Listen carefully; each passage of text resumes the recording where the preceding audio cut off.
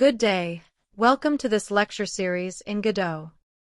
So after the maze selected, I'll go here and click the body entered function.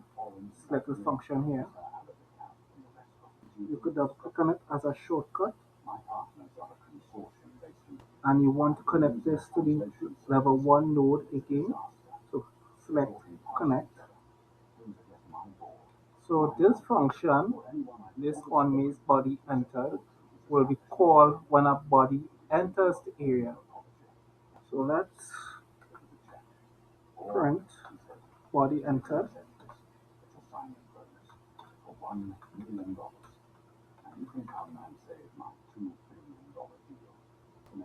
Now if you want to start the game, so you start the game and drag this across here slightly.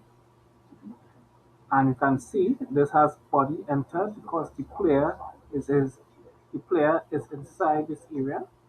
So let's go out, body entered, body out, body entered. So we know this is working. So this way we can use signals to react to different events in our game, and well, of course this makes it very useful. So we're not going to use the body entered function. So let me show you how to get rid of a signal that you have connected. Actually, you could just select it here. Press disconnect. And let's press disconnect. Disconnect. So let's run the game.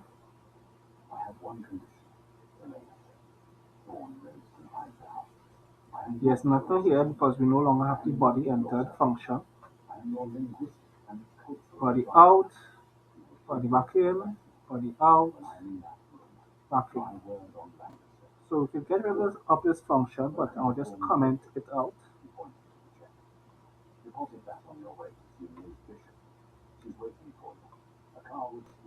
So our goal is not just to print something when the player goes out.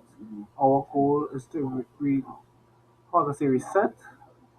And to do this, we need to use something called reload current scene. And to do this, we need to get the scene tree.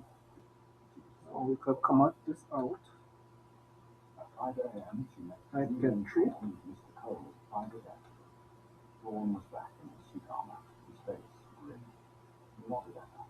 Get trees without brackets, I believe. And the scene tree is the thing that manages all of your scenes inside of the game. You need to use the scene tree to reload the current scene. So if you hold on control, then click on this, left click get tree. This window will appear here. So you have the scene tree, get tree. So you can read up about this if you want to learn more, but you'll go back to the level script. We can go here and use the dot operator to access the functions inside of it. Then you'll just type reload current scene. Look at that. Look at here. So now let's try and run the game now. So we have the player. We can move. And you can see when we went outside of the track, it resets. So we basically have a game now. So the next thing I will show you is how to debug the collision shapes, because when you run the game, you will not be able to see the collision shapes. So if you go here by the debug menu, we can see there's an option here called visible collision shapes. You can go and click this. So what you can do, you can go to the, let's say, go to 2D. Okay, so let's press play. We can see this collision shape here for the player. The collision shape for this is this blue outline here, but you can barely see it. So let's go to the maze and let's hide this. Yes, if we hide this, let's come up to the level. Do we have to save? Let's press play. Alright, you can see it. So we can see, I mean, we could already see the pattern you take it in. But the point I want to make is that you have the player could go out and it can reach quite outside here and quite outside here before it can reset. Watch how far I reach now. And then reset it.